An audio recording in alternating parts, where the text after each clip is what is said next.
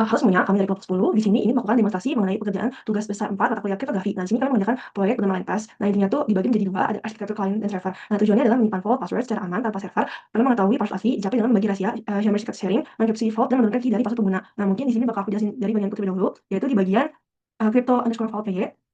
Nah, terus cari fungsi deriv_key. Nah, mungkin aku bakal ngejelasin bagian ini. Jadi intinya tuh yang pekerjaan di sini adalah KDF, yaitu fungsi ini tujuannya tuh menurunkan password pesalt menjadi key AES18 menggunakan PBKDF2 HMAC SAA 256. Nah, mungkin lanjut ke berikutnya yaitu di cli.py.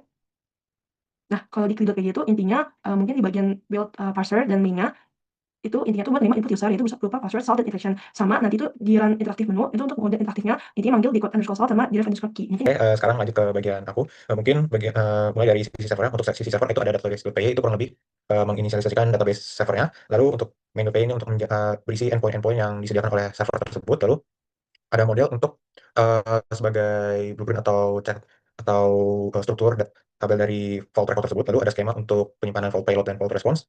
Dan itu untuk sisi servernya. Lalu untuk klien itu ada crypto_secret yang menjelaskan kurang lebih algoritma Shamir secret sharing tersebut. Ke bagian rancangan konten saya itu saya mengimplementasikan enkripsi simetris menggunakan algoritma AES18 GCM. Jadi di fungsi encrypt vault sama decrypt vault ini saya mengeksekusinya. Jadi di fungsi encrypt vault ini dia bakal menerima dictionary data vault mengubahnya menjadi string JSON, mengekstra data biner terenkripsi sekaligus menghasilkan sebuah authentication text panjang 16 byte. Jadi seperti text detek ini bakal digabungkan dengan non-check acak. Oke, lanjut untuk fitur password generator yang ada di fungsi generate_password. Jadi dia akan memanfaatkan modul secret Python yang menggunakan CSPRNG. Jadi algoritma ini memastikan bahwa password ACN generate memiliki sifat enkripsi tinggi dan tidak dapat didekripsi.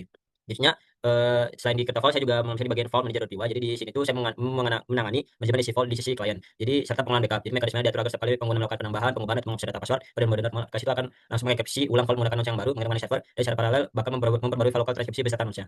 Sekarang kita masuk ke pengujiannya. Untuk yang pertama itu adalah ujian pembuatan vault. Nah, pertama kita menyalakan dulu servernya, lalu akses sebagai klien. Nah, di sini untuk membuat vault baru itu tinggal masukkan tanggal 3, lalu misal username equal, lalu naik samakan aja. Nah, di sini terlihat bahwa recovery share sudah ditampilkan. Kita coba simpan dulu dalam notepad.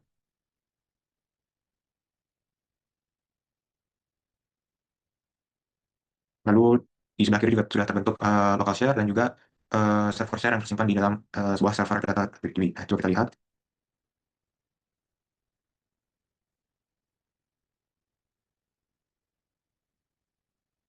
Nah, ini sudah ada username-nya, lalu server share-nya, dan juga ada encrypt vault dan juga nodes. Nah, berarti dari sini kita sudah buktikan bahwa artinya sudah dibagi menjadi 3 sebuah share, local share, server share, dan juga recovery share. Nah, lalu untuk recovery share tadi itu sudah dibentuk dalam format yang sesuai, di mana sini ada koordinat X, lalu selanjutnya ada koordinat Y. Nah, lalu di server juga sudah ditunjukkan bahwa dia hanya menyimpan server share, vault yang sudah terenkripsi, dan juga non-vault, dan metadata seperti username. Nah, lalu masuk ke pengujian kedua itu uji penyimpanan dan juga perlindungan local share. Nah, bisa dilihat bahwa local share ini menyimpan salt, nonce, dan ciphertext. Nah, untuk data yang disimpan itu mereka melalui proses enkripsi terlebih dahulu yang sudah dijelaskan pada bagian sebelumnya. Nah, dan bisa dilihat juga dari prosesnya itu bahwa master untuk mendapatkan local share ini itu diturunkan dari master password lalu berubah menjadi master key dan master key tersebut dipecah gitu. Nah, sekarang coba kita lihat menguji apakah passwordnya ini masih bisa digunakan. Misalkan kita masukkan password yang benar terlebih dahulu. Nah, di sini sudah terlihat kalau saya masukkan password yang benar itu local share-nya berhasil didekripsi. Nah, bagaimana jika kita menggunakan password yang salah gitu. Nah, kita login lagi. Lalu misalkan saya memasukkan 1, 2, 3. Nah, tertulis bahwa master password itu salah atau data local share-nya rusak. Nah, bagaimana jika kita misalkan mengubah local share-nya?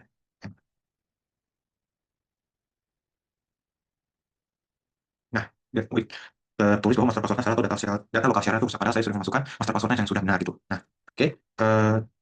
Sekarang lanjut ke pengujian selanjutnya itu uji akses normal. Untuk uji akses normal kita perlu login terlebih dahulu dengan master password yang benar. Nah, di sini akan ada model aksesnya, pilih yang akses normal, masukkan username, dan setelah masukkan username itu bakal ditampilkan beberapa perintah. Nah, kita coba lihat semua iternya. Nah, setelah kita memasukkan opsi 1, dia akan menampilkan semua vault yang ada. Nah, karena saat ini vaultnya masih kosong, jadi tertulis vaultnya kosong dan juga belum ada entry gitu. Nah, dan dari kita coba masukkan juga master password yang salah gitu. Kita lalu akses vault lagi, lalu misalkan, nah, kalau master password yang salah itu dia bakal menolaknya gitu. Oke. Nah, misalkan kita juga masukkan username yang salah. Nah, dia akan menolak vault untuk username ini tidak ditemukan dalam server. Oke. Mungkin itu aja untuk pengujian 1, 2, 3. Dilanjutkan oleh pengujian selanjutnya. Oke, selanjutnya kita masuk ke pengujian keempat yaitu pengujian penambahan data password. Sekarang kita coba masuk dulu ke vaultnya, login. Dibuatkan password yang benar, terus kita pergi ke akses normal server 1, tekan username yang benar, Dan kita bakal menambahkan password nomor 2. Oke, kalian nama lainnya terserah GitHub aja, nama lainnya GitHub. Terus username-nya bebas, terserah apa aja. Catatan kosongin aja. Terus input manual, passwordnya apa ya? Equal 123 boleh. Dan kita lihat kita lihat satu. Dan oke, udah ada di sini passwordnya. Terus coba sekarang itu manual, sekarang kalau yang otomatis. Tambah password lagi. Terus nama lainnya Google aja, Google. Terus equal@gmail.com boleh. Terus kosongin aja. Terus genre otomatis. Tipe nomor 2, panjang password 16 aja, ikutin default. Terus huruf besar ya, defaultnya ya, yes. Huruf kecil juga, angka juga, simbol juga. Dan ya kita lihat hasilnya. Nah, ini untuk yang input pembangkitan generat otomatis. Terus kalau kita lihat di sini itu tuh penambahan data password. Kalau dia bakal di server bakal terbaru ya di backup juga. Teman nanti di backup nanti kita lihat di pengujian yang selanjutnya. Untuk sekarang penambahan data password terlebih dahulu. Terus kita masuk ke pengujian yang kelima yaitu uji pengubahan dan penghapusan data password. Oke, kita lihat. Kita pergi ke ubah dulu deh, ubah. Kita masuk ke ya yang GitHub aja. Kita mau buat dia jadi otomatis. Kita copy ID-nya, kita pastekan, kita enter. Sama lain namanya kosongin aja karena kita udah pakai GitHub. Kosongin juga, kosongin lagi. Terus kita buat generate otomatis saja sekarang, yang untuk sekarang. Nah, untuk passwordnya kita buat pengen 10 aja lah, 10 karakter. Terus huruf besarnya yes, huruf kecilnya nggak usah N. Terus angkanya N, simbolnya yes. Oke, kita lihat. Kita lihat hasilnya. Nah, seperti itu. Sesuai ya, yang sesuai yang kita tadi dengan hanya apa tadi itu, huruf besar dan simbol. Oke, terus yang kedua tuh, oh kita coba hapus salah satu password. Kita hapus seperempat. Coba kita yang pergi ke GitHub. Jangan GitHub deh. Ya GitHub aja, GitHub, GitHub. Kita hapus GitHub. Oke, coba kita hapus, yes. Dan kita lihat lagi. Dan ya, udah terhapus ya. Oke. Terus buat latihan pemrograman yang dilakukan pada normal. Oke, itu untuk backup nanti dulu. Masuk ke selanjutnya, uji penyimpanan file di server. Oke, kita lihat di SQLite. Coba ke SQLite. Kita lihat bahwa encrypt file itu dia terenkripsi sebagai blob. Mana tadi? Nah, ini encrypt file nih yang filter blob-blob ini. Nah, dia terenkripsi sebagai blob. Bahwa server tidak menyimpan nama layanan, password. Oke, tidak ada ya di sini ya. Nama layanan, password nggak ada. Oke. Terus eh, server tidak menerima master key, local share, recovery share nggak ada. Karena di ada server share doang. Oke, berarti ini sudah berhasil untuk uji penyimpanan file di server. Oke, sekarang untuk pengujian yang ke-7 dilanjutkan oleh teman saya.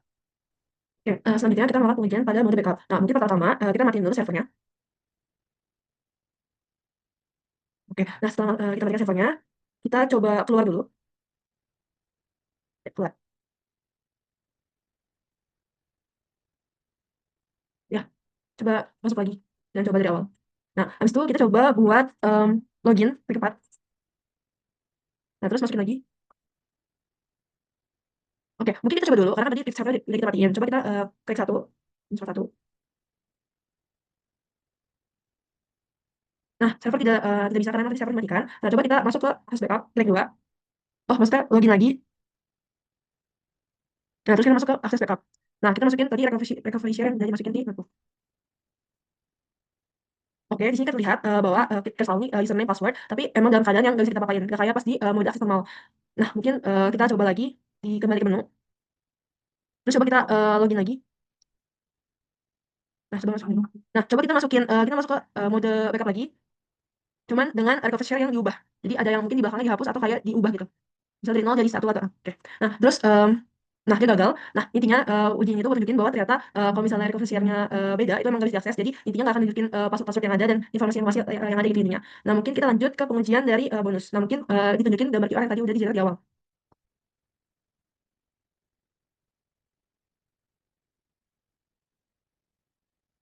Nah, sebenarnya di sini ada 2 gambar, visual cell 1 dan visual cell 2. Intinya tuh ini tuh hasil generate gambar dari pembagian QR code. Nah, hasilnya yaitu yang ini. Ya, kita akan mencoba menambahkan QR code-nya. Kita coba scan-nya pakai HP. Kayak di sini udah muncul. Saya akan kirim ke teman saya. Oke, wait, kita kirim dulu. Nah, itu saya sudah kirim ke teman saya, recovery share-nya. Bisa dilihat. Dan nah itu hasilnya coba kita klik dulu. Ini berarti scan-nya berhasil ya untuk hasil scanning-nya. Dan kita coba samakan recovery share yang hasil scan ini sama recovery share yang sebelumnya. Kalau di sini sih terlihat sama, harusnya sama. Dan ya mirip banget nih, persis sama persis lah. Kita coba ya. Kalau kita coba login pakai mode backup-nya,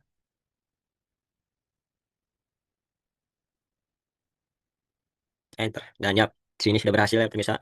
Kalau untuk pengujiannya, semua pengujian sudah berhasil kita lakukan, kita laksanakan dan sudah berhasil dilaksanakan semuanya. 100% komplit. Oke, untuk pengujian kali ini demo terima kasih. Sekian.